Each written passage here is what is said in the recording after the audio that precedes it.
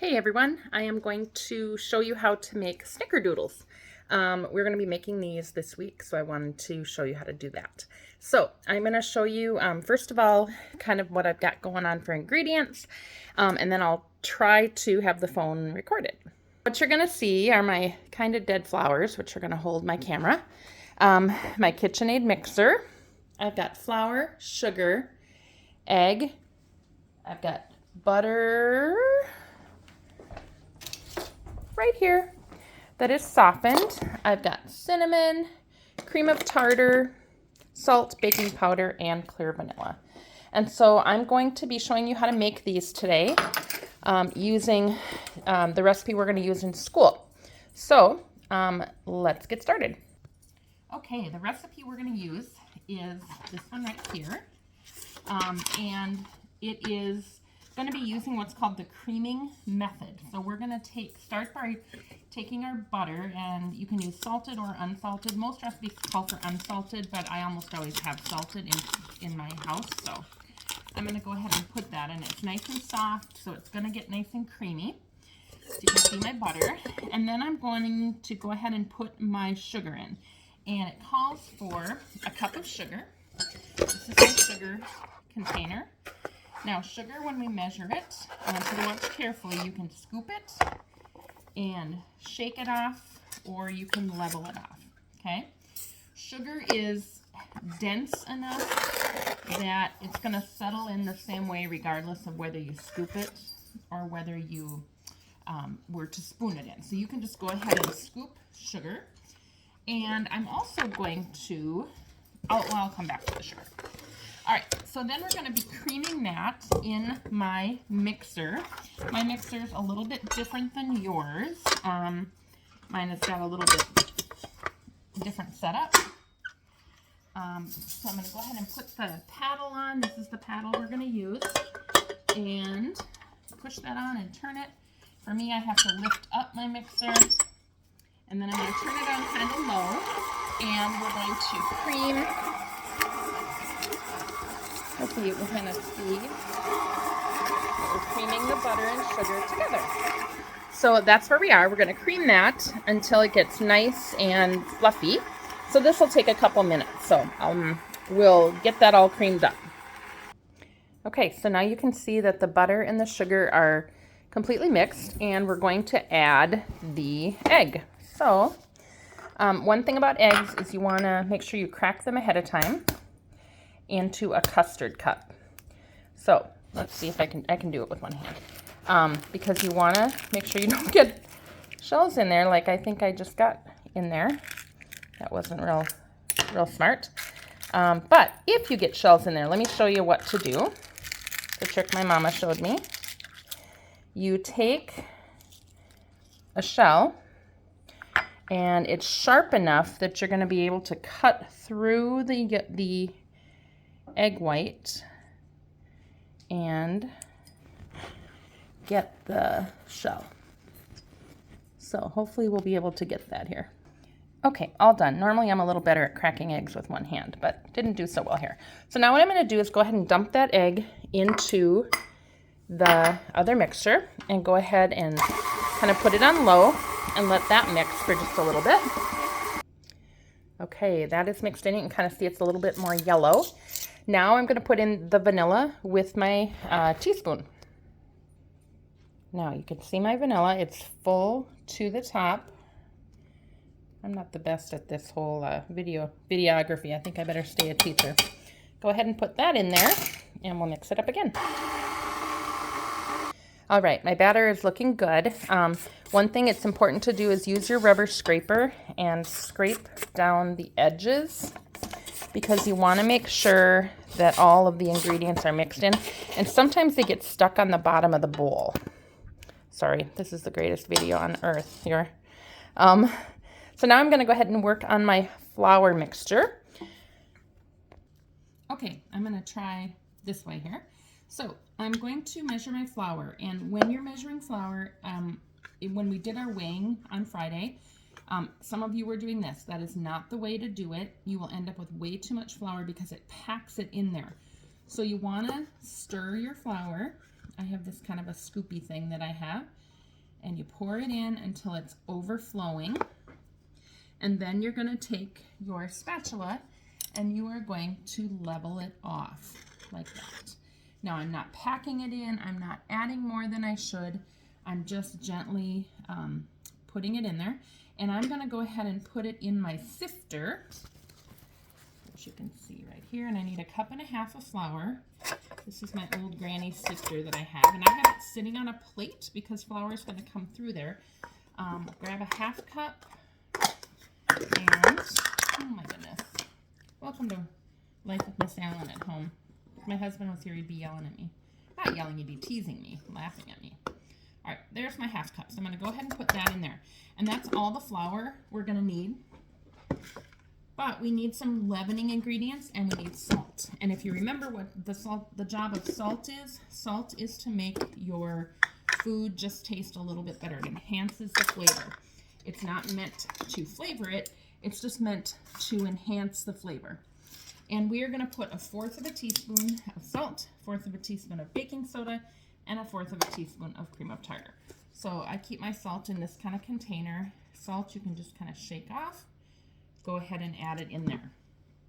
Then, put that there, my baking soda. And with my baking soda, I'm going to scoop until it's overflowing. And then I'm going to level that off. And I'm going to put that in there. And then cream of tartar is an acid, and cream of tartar is what's going to help that baking soda have that chemical reaction, create the bubbles, make the cookies rise. So with cream of tartar, it's just like a white powder.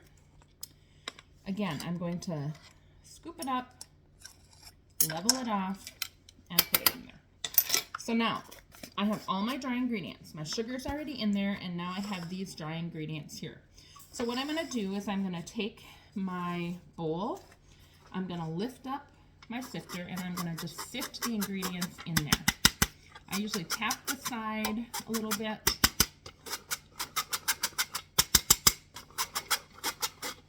And if it gets a little bit, there's a little balls down there, I just kind of smush them through. All right.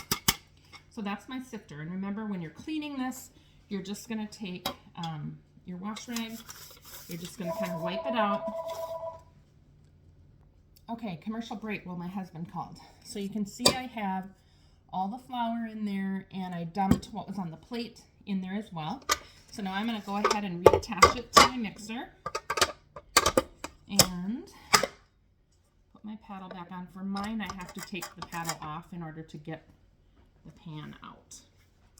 All right, and then I'm going to go ahead and just very slowly this time, I'm going to put it on kind of low, and I kind of put my hands like this so that the flour doesn't poop up.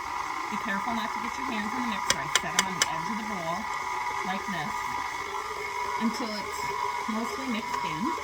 And so now you can see how it's mixing in, hopefully. And it's making just a nice dough. And that's what we want. Now, if it's too sticky, I oftentimes will refrigerate it or freeze it for a little bit just to kind of make it a little easier to handle. But for the video, I'm just going to go ahead and show you what to do next. Okay, my dough is done. It didn't take long at all. And I've got my rubber scraper. I'm going to get all of the batter off of my paddle. I don't want to have cookie dough that doesn't get used, of course. These are my husband's. This and sugar cookies are probably his favorite cookie. So you can see you just kind of get these off. Please do not eat the dough. There's actually a salmonella outbreak in several states, including Minnesota, in flour. So be careful that you are not eating any dough because I don't want you guys to get sick. So we're going to scrape down the edges, and I'll show you that in a second. Okay, I've scraped down the edges, so I've got it just kind of in a ball. I like to get all the edges. I just don't like to leave anything. I'm a little OCD that way. So what we're going to do next is prepare our sugar mixture. You're going to take one of your white cereal bowls. I don't have those.